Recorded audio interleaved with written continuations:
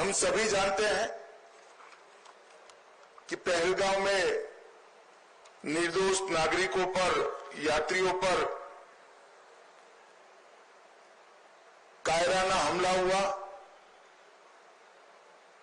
और जैसे भारत सरकार की, देश के प्रधानमंत्री मोदी जी की नीति है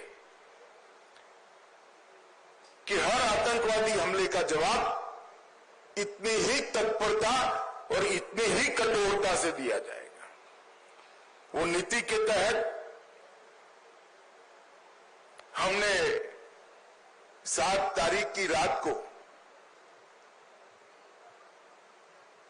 पाक ऑक्यूपाई कश्मीर और पाकिस्तान में जो आतंकवादी अड्डे थे उसको ध्वस्त कर दी। पहली बार भारत की सेनाओं ने पाकिस्तान की सीमा के अंदर खड़े हुए आतंकवादी संगठनों के हेडक्वार्टर को ध्वस्त कर दिया और एक करारा जवाब समग्र भारत की जनता की ओर से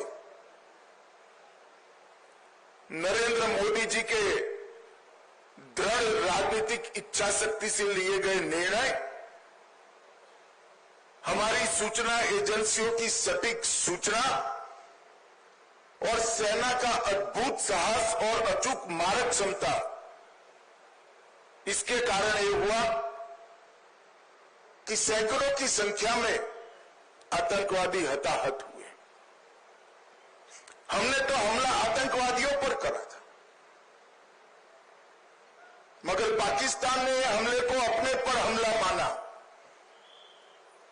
और समग्र दुनिया के सामने प्रदर्शित किया कि हम ही आतंकवादियों को पनाह दे रहे हैं, हमने ही पाकिस्तान को आतंकवादियों की पनाहगाह बनाया है। एक भी सेना के स्थान पर हमला नहीं हुआ था, एक भी पाकिस्तान का नागरिक हताहत नहीं हुआ था। इतने सटीक तरीके से भारतीय सेना ने संयम बरतते हुए पाकिस्तान पुरस्कृत आतंकवादी अड्डों को तहस नहस किया था। और बौखलाए हुए पाकिस्तान ने क्या किया? दूसरे दिन भारत में जम्मू कश्मीर में रिहायशी इलाकों में गोलीबारी, और इसका सबसे बड़ा नुकसान हमारे पुंछ को हुआ।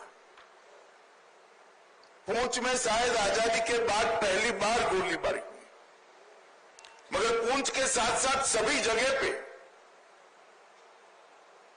रिहायशी इलाकों पर, गुरुद्वारों पर, मंदिरों पर, मदरसों पर गोलीबारी करने का काम पाकिस्तान ने किया।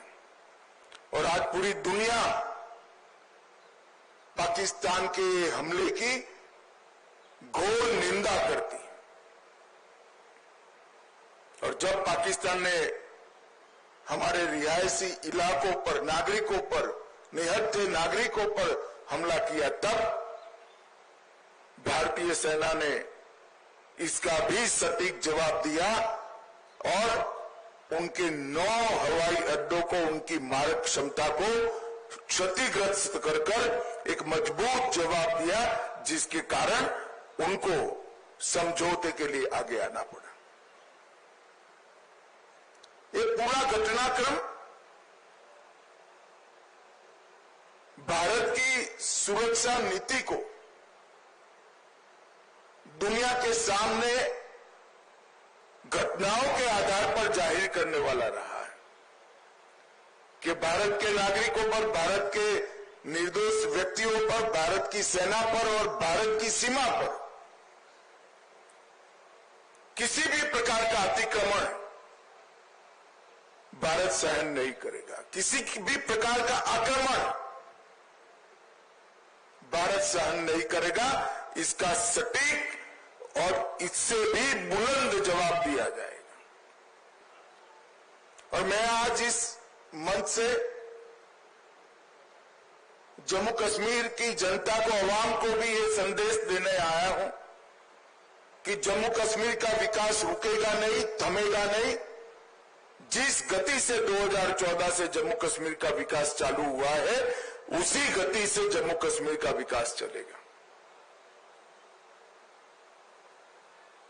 हमारी सेनाएं, हमारे सुरक्षा बल हर चीज का जवाब देने के लिए सक्षम है।